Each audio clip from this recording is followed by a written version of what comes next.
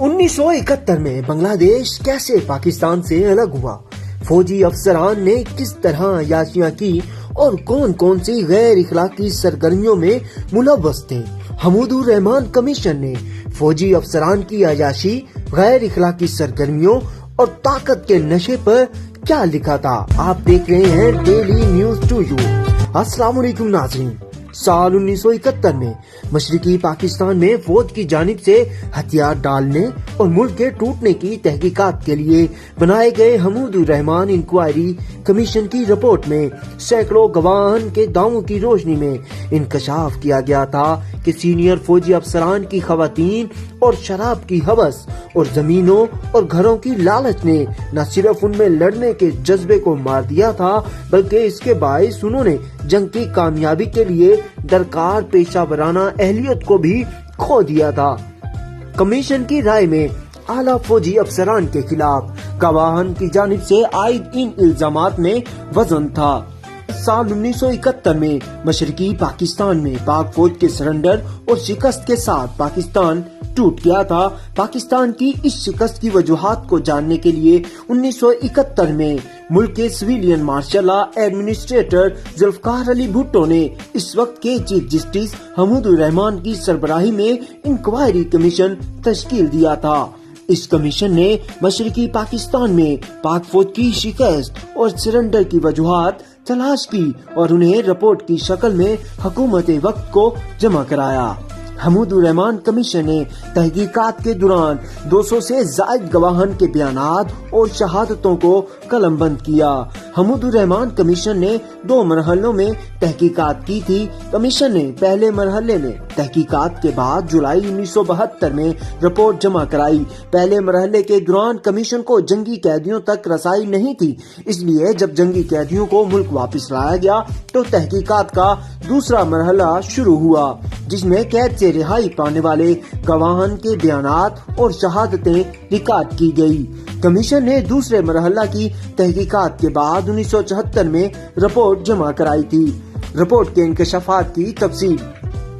Hamoodur Rahman commission report में 1971 की जंग में पाकिस्तान की शिकस्त की वजूहात के इखलाकी पहलुओं को भी ज़ेरे गौर लाया गया। मुल्क टूटने और जंग हारने की गैर इखलाकी वजूहात बयान करने के जवाब से मुतल्लिक कमीशन की रिपोर्ट में बताया गया है कि जंग हारने की इखलाकी वजूहात को बयान करना इसलिए जरूरी था क्योंकि कमीशन के सामने पेश होने वाले बहुत से मुअज़्ज़िज़ गवाहान, जिनमें जिम्मेदार सर्विस अफसरान भी शामिल थे, की जानिब से दावे किए गए कि मार्शल लॉ फराइज की इंजामदही में होने वाली करप्शन, औरतों और शराब की हवस, जमीन और घरों के लिए लालच के बाइस बहुत से सीनियर फौजी अफसरान ने लड़ने का जज्बा खो दिया था और जंग की इंजामदही के लिए अहम फैसले करने के लिए दरकार पेशावराना अहलियत से भी हाथ धो बैठे थे।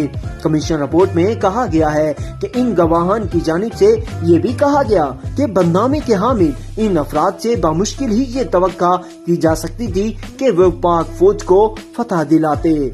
रिपोर्ट में कहा गया कि कमीशन के सामने पेश किए जाने वाले शवाहिद के तज्जिये के बाद हम इस नतीजे पर पहुंचे हैं कि मुस्तफ़ात की सीनियर रैंक्स में इखलाकी गिरावट का अमल 1958 में इस वक्त हरकत में आया जब ये अफसरान मार्शल लॉ फराइज में मुलव्विस हुए और फिर जब 1969 में जनरल याह्या खान ने एक और मार्शल लॉ नाफिज किया तो मुस्लिह अफवाज की सीनियर रैंक्स में इस तरह के रुझानात और रुग़बत ने मजीद शिद्दत इख्तियार की।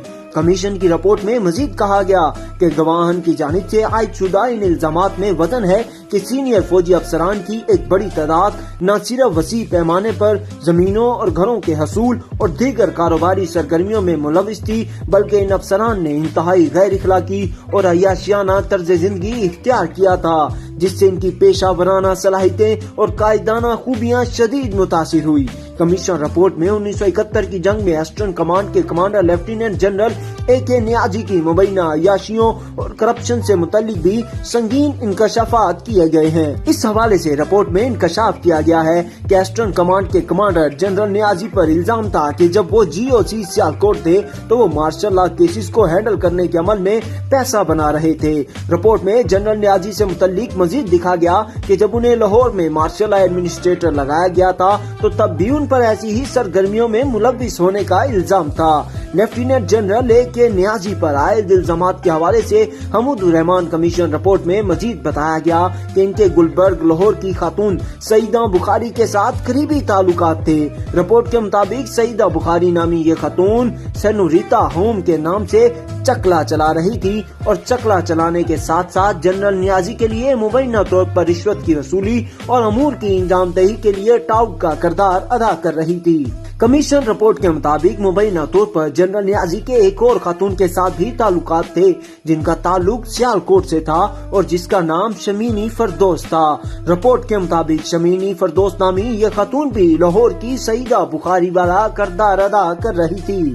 رپورٹ کے مطابق ایسٹرن کمانڈ کے سربراہ جنرل A.K. نیازی پر الزام تھا کہ انہوں نے مشرقی پاکستان میں قیام کے دوران بری شہرت کے حامل خواتین کے ساتھ تعلقات کے باعث ناخوشگوار شہرت حاصل کر لی تھی اور وہ رات کو ایسی جگہوں پر موجود ہوتے تھے۔ اس کے علاوہ ان کی کمانڈ کے جونیئر افسران بھی ایسی جگہوں پر تواتر سے جاتے تھے۔